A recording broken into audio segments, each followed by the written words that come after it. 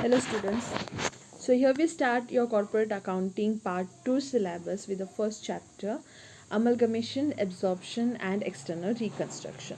So let's begin with the meaning of amalgamation. Amalgamation is a process where two or more companies transfer their business to a newly formed company wherein the transferor companies are wound up. Okay, so amalgamation meaning where two or more companies, existing companies come together and together they form a new company. Okay, such case is called as amalgamation. For example, there are A, B and C company, they which are individual companies, and now these companies to come together and form a new company called as star company. Okay, so this A company, B and C company lose their identity. Now they are no more called as A company or C company. Henceforth they will be called as star company. So when two or more different companies come together and form a new company, it is called as amalgamation. And the existing companies or the companies which have transferred themselves are wound up. Wound up meaning they have liquidated or they have been closed down. Okay. Next, we shall study the meaning of absorption. So, what is absorption? It means one existing company is purchased by another existing company for an agreed consideration.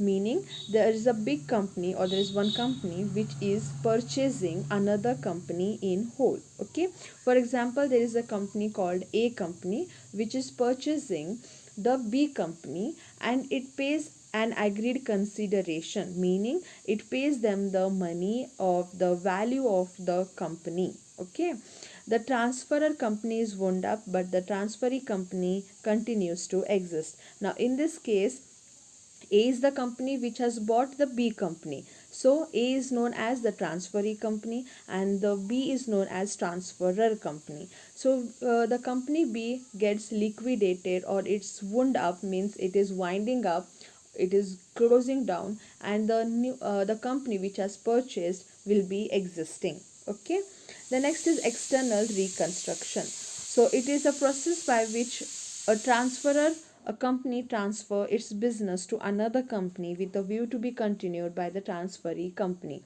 So what do you mean by external reconstruction is like if A company sells itself, so A company is selling its business or selling a company to H company, so that henceforth H company will look after the business of A company. Example, like if Lay's company sell Lay's company to Parle-G company, so Parle-G company will look after the Lay's wafers or Lay's company. Okay, so external reconstruction meaning this company, one business is selling itself to the another company with a hope that or with a view that that company will carry on their business. Okay, so here I have used the terms like transferor company, transferee company. Let's look into the meaning of that. Transferor company means a company which is amalgamated into another company is called transferor company, meaning the company which is selling itself or the company which is transferring its shares to another company is transferor. Okay, and transferee company means a company into which a transferor company is amalgamated is called transferee company. Okay, so the company which is purchasing, we can say, or the company into which another company is getting merged is called as transferee company. We have studied the meaning of amalgamation and absorption. Let's look into the differences between amalgamation and absorption, which is important. So amalgamation, it involves the formation of new company. So we have seen in the meaning of amalgamation, amalgamation means where two or more companies come together and form a new company is called as amalgamation. So they say that it involves formation of new company. Okay, then in this case it does not involve formation of new company, because what is absorption? I've told you, absorption meaning one company will purchase another company, so the company which is purchasing will be continuing, okay, which was already existing earlier, now also it will be continuing in the same way. So here they are not forming any new company in the as in the case of amalgamation. Okay, absorption meaning one company is purchasing another company, it is absorbing. Okay, it is taking, it is acquiring. So here there is no need of forming a new company again. Okay, so it does not involve the formation of new company. Then such new company takes over the business of two or more existing companies in this case. So in case of amalgamation, the new company which is formed, okay, like for example I told you there is A company, B company, C company, which totally they are forming a new company called a star company. So the new star company, okay, this company will look after or it will take over the businesses carried by these companies. So for example, if A company was manufacturing biscuits, B company was manufacturing chocolates, C company was manufacturing wafers, so this star company will look after the businesses carried on by those companies. Okay, and in case of absorption, one of the existing companies itself takes over the business of another existing company. So here I give you example, like there is A company which is buying or acquiring the B company. So this A company is purchasing this B company. So this A company will look after the business carried on by B company. Got it? Next difference is, in this case, such companies which go into liquidation will lose the identity and are known by the name of the new company after amalgamation. So like the example I gave, there was A, B and C company individually, and this have been created into star company. So what they're saying is, in the case of amalgamation, these companies which were earlier called as A company or which were earlier called as C company, now hereafter after amalgamation they will not be called as A company or B company or C company.